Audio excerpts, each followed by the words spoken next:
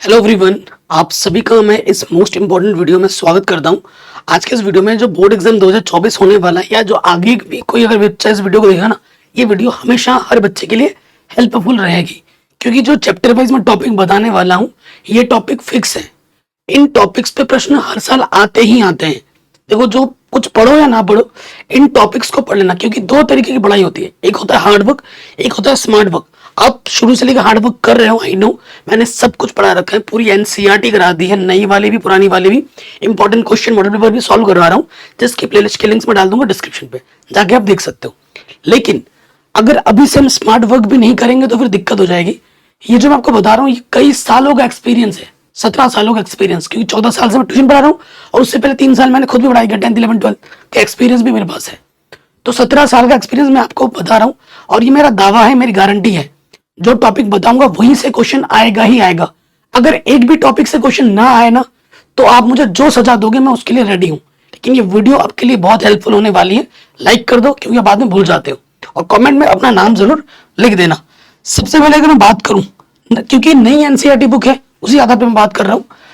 देखो, जो टॉपिक पहला वाला जो इसमें इंपॉर्टेंट है, वास्तविक संख्याओं में गुणनखंड विधि से, ठीक है, गुणनखंड विधि से आपको क्या निकालना आना चाहिए, एचसीएफ और एलसीएम।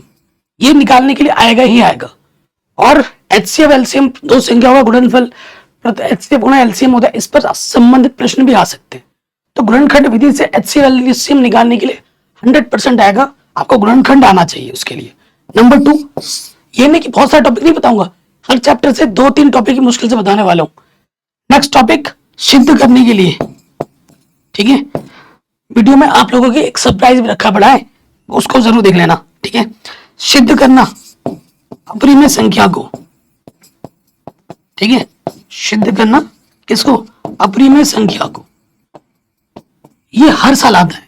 ये 2 टॉपिक जो मैं लिख रहा हूं ना, ये नहीं कि इनमें से आएगा तो इनमें से आएगा, नहीं, जो टॉपिक लिख रहा हूं वो आएंगे ही आएंगे, उन ये सारे टॉपिक आएंगे जो मैं बोल रहा हूं, ठीक है। ये नहीं कि अगर 2 लिख रहा हूं तो इनमें से एक आएगा, ऐसा नहीं है, दोनों आएंगे। ये मेरा दिल ठोक के दावे के साथ बोल रहा हूं आज, ठीक है। वीडियो को शेयर जरूर कर देना और डिस्क्रिप्शन जरूर चेक कर लेना आप। चैप्टर नंबर 2 पे आ जाओ। चैप्टर नंबर 2 की अगर मैं बात करूं ना, इस चैप्टर में शून्य निकालने के लिए, ठीक है, शून्य और जो संबंध है उस पर आधारित प्रश्न आएगा ही आएगा 100%। शून्य ज्ञात करने के लिए और उस पर संबंध पर आधारित प्रश्न, या तो शून्य निकालने के लिए आ जाए या फिर संबंध निकालने के लिए, गुणांकों के बीच संबंध जो होता है ना, शून्य का योगफल, शून्य का गुणनफल, उस पर आधारित प्रश्न आएगा ही आएगा 100%। उसके साथ साथ द्विघात बहुपद निकालने के लिए प्रश्न जरूर आएगा, ठीक है। ये 100% गारंटी है, 100 क्या 200% दावे के साथ कह रहा हूं, आएगा ही आएगा, ठीक है। चैप्टर नंबर 3 पे आ जाते हैं। चैप्टर नंबर 3 की अगर मैं बात करूं, सबसे पहला एक क्वेश्चन जो आएगा वो आएगा ग्राफ का, ठीक है। ग्राफ का क्वेश्चन बड़े नंबर में हो सकता है, 5 नंबर में आएगा ही आएगा। उसके बाद सेकंड टॉपिक जो है प्रतिस्थापन विधि, ठीक है, प्रतिस्थापन विधि और जो विलोपन विधि है, इन दोनों में से कोई एक जरूर आएगा, या फिर दोनों ही आ सकते हैं, ठीक है, प्रतिस्थापन विधि और विलोपन विधि से। उसके बाद कुछ शाब्दिक प्रश्न होते हैं, ठीक है। शाब्दिक प्रश्न जैसे मैं बता दूं, शाब्दिक,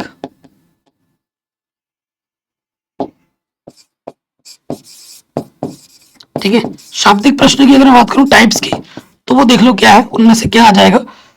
एक तो जो तुलना वाला है, A1/A2 करके जो तुलना नहीं करते हैं, B1/B2, ये आएगा ही आएगा गारंटी के साथ। 3 केस है, समांतर का केस है, ठीक है, प्रतिच्छेद रेखा का केस है और संपाती रेखा का केस है। संगत असंगत होगा या नहीं वो जरूर आएगा, 100% गारंटी है। जो 3 केस है ना, यहां से एक केस जरूर आएगा, ठीक है, जो अनुपात निकाल के हम पता करते हैं, ये मेरा दावा है। उसके बाद शाब्दिक प्रश्न की मैं बात करूं, शाब्दिक प्रश्न में आ जाता है भिन्न वाला, फिर क्षेत्रफल वाला, ठीक है, फिर आयु वाला, ठीक है, फिर संख्या वाला, एक प्रश्न हो गया संख्या वाला, और उसके बाद नियत भाड़ा वाला, ठीक है। ये 4 टाइप के क्वेश्चन है, भिन्न, क्षेत्रफल, आयु, संख्या, नियत भाड़ा। ये जो टॉपिक मैंने लिखे हैं ना, यहां से 2 टॉपिक पर प्रश्न जरूर आएंगे, या तो भिन्न पे आ जाएगा, क्षेत्रफल पे आ जाएगा, और शाब्दिक प्रश्न होंगे उसको पहले पढ़ना होगा, फिर समीकरण बनानी होगी और फिर उस समीकरण को हल करना होगा। और यहां से प्रश्न आएगा तो बड़े नंबर में आएगा, बड़े में भी आ सकता है, मीडियम में भी आ सकता है, आएगा जरूर। ठीक है, नई एनसीईआरटी बुक के आधार पर बता रहा हूँ, छाट छाट के बता रहा हूँ, और ये मेरा दावा यहाँ से आएगा ही आएगा। कॉपी में लिख लो और इस टॉपिक पर कोई भी क्वेश्चन दिखे फटाफट बना डालो। चैप्टर नंबर 4 में आ जाओ, द्विघात समीकरण ना। इसमें जो सबसे पहले आ सकता है द्विघात समीकरण है या नहीं है। ठीक है, द्विघात समीकरण है या नहीं है, इस पर आधारित प्रश्न आ जाएगा। फिर द्विघात समीकरण को हल करने के लिए आ सकता है। ठीक है, द्विघात समीकरण को हल करना। ठीक है, हल करने की दो विधि है, एक गुणनखंड विधि, ठीक है, और एक दूसरी विधि जो आपके सिलेबस में है। देखो, पूर्ण वर्ग बनाने की विधि आपको सिलेबस से हटा दी गई है तो उसको मत पढ़ना। दूसरी जो विधि है वो है द्विघाती सूत्र, जिसे कहते हैं श्रीधराचार्य का नियम। ये आएगा ही आएगा 100% गारंटी के साथ। ठीक है, नेक्स्ट जो है विविक्तीकर निकालने के लिए प्रश्न आएगा। ठीक है, विविक्तीकर 1 नंबर में आ सकता है।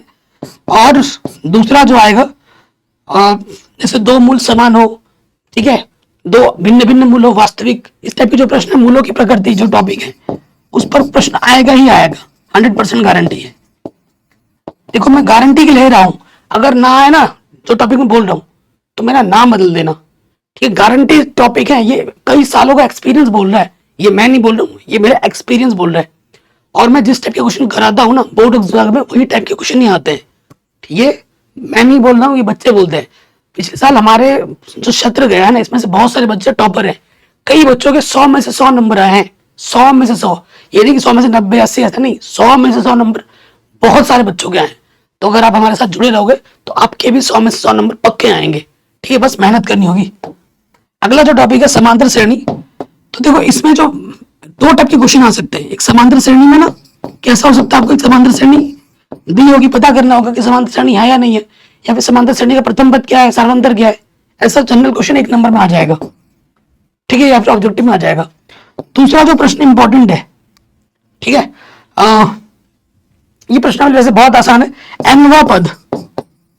ठीक है, इस चैप्टर के most important questions, chapter wise most important questions मैंने टिक करा के वीडियोस भी बना दी है मैंने ऑलरेडी, जिसके लिंक्स मिल जाएगी डिस्क्रिप्शन में। Question with solution chapter wise.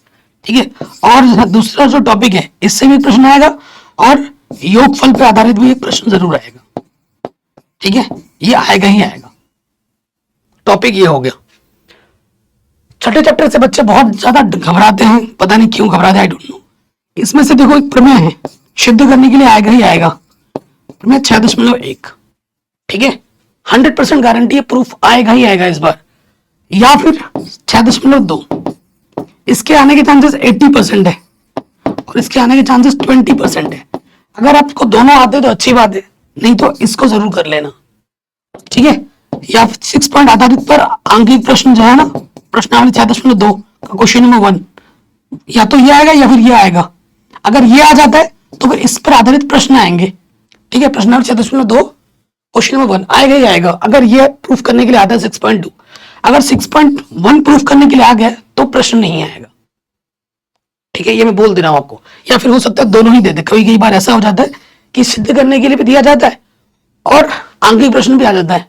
कई बच्चे सोच रहे होंगे सर ये वीडियो कौन से बोर्ड के लिए बना रहे हो, UP board, Bihar board, Rajasthan board? नहीं, ये हर एक हिंदी मीडियम बोर्ड के लिए, UP board, Bihar board, Rajasthan board, Uttarakhand board, MP board, Chhattisgarh board, Haryana board, जितने भी हिंदी मीडियम बोर्ड हैं सभी के बारे में है, सभी के लिए फायदेमंद है। ठीक है, सभी एनसीईआरटी बुक पढ़ते हैं, ये क्वेश्चन आते ही आते हैं। ठीक, ये हो गया। उसके बाद देखो, इस चैप्टर के जो उदाहरण है ना वो जरूर कर लेना, उदाहरण से क्वेश्चन आएंगे आएंगे, कम से कम 2 उदाहरण आएगा इस चैप्टर से। ठीक है, और क्या समरूप, समरूप की कसौटी क्या होती है, जो 3 प्रमेय 6.3, 6.4, 6.5, उन प्रमेय को अच्छे से आना चाहिए, उन पर आधारित प्रश्न तभी आप कर पाओगे। और प्रश्नावली जो 6.3 है ना, ये अच्छे से कर लेना, यहां से क्वेश्चन बहुत इंपॉर्टेंट है। ठीक है, यहां से क्वेश्चन बड़े नंबर में आएगा, 8 नंबर में। 6.3 मोस्ट इंपॉर्टेंट है, ये मैं आपको बता रहा हूं पर्सनली, आपके दोस्त होने के नाते, भाई के नाते बता रहा हूं, अच्छे से कर लेना इनको। 7वें चैप्टर में देखो बेसिक चीजें तो वही है, जैसे भुज क्या होती है, कोटि क्या होती है, मूल बिंदु क्या होता है, ठीक है, ये ऑब्जेक्टिव में आते हैं। मूल बिंदु क्या होता है, ये चीज ऑब्जेक्टिव में आता है। उसके साथ साथ एक्स अक्ष के लिए वाई निर्देशांक क्या होता है, वाई एक्स के लिए एक्स निर्देशांक क्या होता है, ये आते हैं 1 मार्क्स में ऑब्जेक्टिव में। अगर मैं सब्जेक्टिव की बात करूं तो दो बिंदुओं के बीच की दूरी, ये आएगा दो बिंदुओं के बीच की दूरी, ठीक है। बीच की दूरी में से कौन से प्रश्न आएंगे, समदूरस्थ, ठीक है, ये हर साल आता है समदूरस्थ, ठीक है, ये आएगा। या फिर आपको बीच की दूरी निकालने के बताना होगा कि ये कैसा चतुर्भुज है, ये कैसा त्रिभुज है। लेकिन ये जो टॉपिक मैंने लिखा है, देखो मैंने बहुत नहीं लिखा, सिलेक्टिव छाट रहा हूं, समदूरस्थ वाला टॉपिक आएगा ही आएगा 100% गारंटी के साथ, पक्का। उसके साथ विभाजन सूत्र, विभाजन सूत्र ये आएगा ही आएगा, गारंटीड क्वेश्चन है। ऐसे क्वेश्चन आएंगे एक्स अक्ष के लिए, ठीक है, ऐसे क्वेश्चन पढ़ने एनसीईआरटी में मिलेंगे। वाई अक्ष के लिए, ठीक है, बीचों बीच वो बिंदु है, ठीक है, इस टाइप के क्वेश्चन आएंगे तो उसको जरूर कर लेना। किस अनुपात में विभक्त करता है, तो वो बिंदु क्या होगा, ऐसा प्रश्न होगा। हर साल आता है ऐसा प्रश्न, हर साल। और एक टॉपिक है जो 1 नंबर में आता है 1 मार्क्स में, वो टॉपिक क्या है, वो है मध्य बिंदु, ठीक है। मध्य बिंदु निकालने के लिए आ सकता है 1 नंबर में। तो ये आपका नए एनसीईआरटी बुक के आधार पर ये कुछ टॉपिक बता दे रहा हूं, आएंगे ही आएंगे। आगे बात करें चैप्टर नंबर 8 और 9, तो देखो इसमें ऐसा टॉपिक होगा, आपको साइन थीटा दिया होगा और पूछेगा कि भैया कॉस थीटा क्या है, ऐसा क्वेश्चन आ सकता है 2 नंबर में, ठीक है। उसके साथ साथ 8.2 त्रिकोणमितीय टेबल, ठीक है, ट्रिग्नोमेट्रिक टेबल, इस पर आधारित एक प्रश्न जरूर आएगा। और उसके साथ साथ सिद्ध करने के लिए प्रश्नावली 8.3 सिद्ध करने वाले जो प्रश्न है ना, जो पहले 8.4 हुआ करता था पुरानी एनसीईआरटी में, वहां से एक क्वेश्चन आएगा ही आएगा। ये 3 टॉपिक हैं, तीनों आएंगे, जो टॉपिक लिख रहे हो तीनों आएंगे, ठीक है। नवा चैप्टर तो भैया इसके उदाहरण जरूर कर लेना, प्लस एक ही प्रश्नावली 9.1।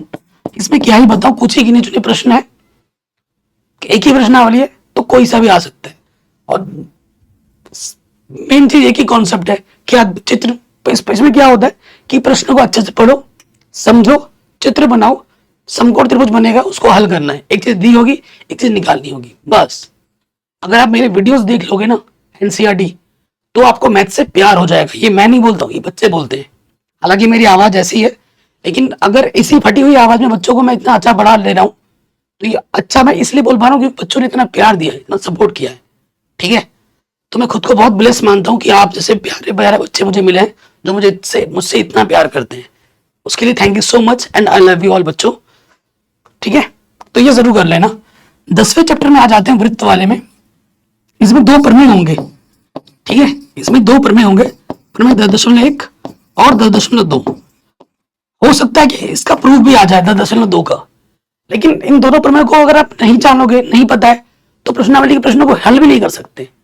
तो देखो जो 10.1 प्रश्नावली ना एनसीईआरटी की, उसको पूरा कर लेना।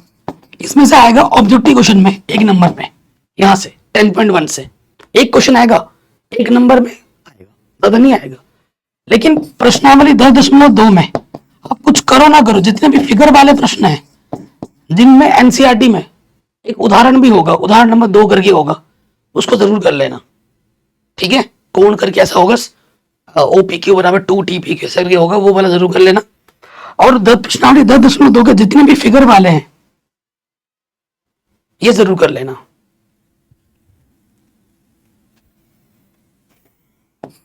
फिर बात करते हैं वृत्तों से संबंधित क्षेत्रफल। इसमें भी भाई क्या है, एक ही प्रश्नावली है, ठीक है। तो इसमें भी जितने भी चित्र वाले प्रश्न हैं, सूत्र आपको पता होगा, लघु वृत्तखंड, दीर्घ वृत्तखंड, है ना, लघु त्रिज्यखंड, दीर्घ त्रिज्यखंड, चाप की लंबाई, तो इन्हीं पर आधारित प्रश्न आएगा और एक ही प्रश्नावली है। तो मैं तो यही कहूंगा कि चित्र पर आधारित जितने भी प्रश्न है वो मोस्ट इंपॉर्टेंट है, उनको जरूर कर लेना, चाहे वो उदाहरण की हो या प्रश्नावली की हो। बाकी सारा कर लेना क्योंकि एक ही प्रश्नावली है, तो बेस्ट रहेगा, ठीक। आगे बात करते हैं, क्या दोबारा आ गया क्या, पृष्ठीय क्षेत्रफल और आयतन। इसमें कैसे प्रश्न आएंगे, इसमें आएंगे, देखो ऐसा होगा जैसे एक बेलन है, बेलन के ऊपर शंकु है, ऐसा प्रश्न, ठीक है, ऐसे प्रश्न आएंगे। या फिर जो आपका 13.2 प्रश्नावली है वो मोस्ट इंपॉर्टेंट है, 13.2 प्रश्नावली पुरानी एनसीईआरटी में 13.3 था। तो ये प्रश्नावली के जितने भी प्रश्न हैं, आई थिंक 3 से लेकर जितने भी प्रश्न है वो आएगा तो बड़े नंबर में ही आएगा, और आएगा जरूर एक बड़े नंबर में। और 13.1 प्रश्नावली जो है वहां से स्टार्टिंग के 3 question very very very very important आएगा ही आएगा, मेरा गारंटी है। वहां से क्वेश्चन आएगा पक्का, ठीक है। 13.1 से स्टार्टिंग के question number 1, question number 2, question number 3, और 13.2 में क्वेश्चन नंबर 3 से लेकर सारे, क्योंकि कोई 2 ही प्रश्नावली है, छोटे छोटे प्रश्नावली है। यहां से आएगा बड़े नंबर में, मतलब 8-8 नंबर में, और यहां से क्वेश्चन आएगा 3 या फिर 4 नंबर में आएगा जरूर, स्टार्टिंग के 3 में से एक, ये मैं दावे के साथ कह सकता हूं, ठीक। उसके बाद बात करते हैं सांख्यिकी। सांख्यिकी में 3 चीजें होती हैं, माध्यक, सबसे पहले माध्य, माध्यिका और बहुलक। तो ये 3 टॉपिक है ना, इन 3 टॉपिक में से 2 टॉपिक तो आएगा ही आएगा। 3 टॉपिक में से 2 टॉपिक पक्का आएगा ही आएगा। तो ये 2 टॉपिक क्या है, एक माध्य है, माध्यिका है, बहुलक है। ये तीनों आना चाहिए। माध्य निकालने की 3 विधि है, और जिस विधि से बोलेगा आपको उसी विधि से करना पड़ेगा, ठीक है। माध्यिका आनी चाहिए, माध्यिका हर साल आती है, माध्यिका मान के चलो आएगा ही आएगा। दूसरा चांसेस क्या है, या तो माध्य आ जाएगा या फिर बहुलक आएगा। माध्यिका हर साल आता है, माध्यिका हर साल आता है। 2 टॉपिक आने हैं, माध्यिका तो आएगा ही आएगा, या फिर माध्य आएगा या फिर बहुलक आएगा। तो माध्यिका आनी ही चाहिए। उसके साथ साथ तीनों में संबंध, इन तीनों में एक संबंध होता है, उस पर आधारित प्रश्न आ जाता है। और ये चैप्टर इजी है, इंपॉर्टेंट है, कुछ ही टॉपिक है और आता ही है हर साल, ये अच्छे से बना लेना। आगे मैं बात करता हूँ, आखिरी जो चैप्टर है प्रायिकता, ठीक है, क्योंकि पुरानी बुक में एक चैप्टर हुआ करता था रचनाएं, उसको हटा दिया गया है, ठीक है, अब नहीं है वो चैप्टर। प्रायिकता में जो बेसिक्स चीजें हैं, प्रायिकता के जो बेसिक्स है उससे क्वेश्चन आएगा एमसीक्यू में, प्रायिकता के बेसिक्स से। और दूसरा जो टॉपिक है ताश, ठीक है, ताश हो गया, सिक्का हो गया, ताश हो गया, सिक्का हो गया, और क्या हो गया, लूडो, पासा। ये जो 3 टॉपिक है, यहां से 3 में से 2 टॉपिक पक्का आएगा। 3 में से 2 टॉपिक का क्वेश्चन पक्के आएंगे, या तो ताश पे आधारित प्रश्न आएंगे, या सिक्के पे आधारित प्रश्न आएंगे, या फिर पासे पर आधारित प्रश्न आएंगे, आएगा जरूर, गारंटी के साथ। और इसकी मैं बताऊं, एनसीईआरटी का जो ऐच्छिक प्रश्नावली है ना, इसकी 14.2 वो ज्यादा इंपॉर्टेंट है, ठीक है। बच्चे करते नहीं, ऐच्छिक लिखा हुआ होता है, लेकिन ज्यादा इंपॉर्टेंट है। तो ये मैंने आपको बता दिया है मोस्ट इंपॉर्टेंट टॉपिक्स, और ये मेरा दावा है क्वेश्चन यहां से पक्का पक्का आएगा ही आएगा। वीडियो को शेयर करें और डिस्क्रिप्शन जरूर चेक करें, जो भी मैंने बोला है विद मोस्ट इंपॉर्टेंट क्वेश्चन मैंने करा भी रखा है वीडियो में चैप्टर वाइज। जय हिंद, अपना ख्याल रखें, लिंक्स मिल जाएगी डिस्क्रिप्शन पे।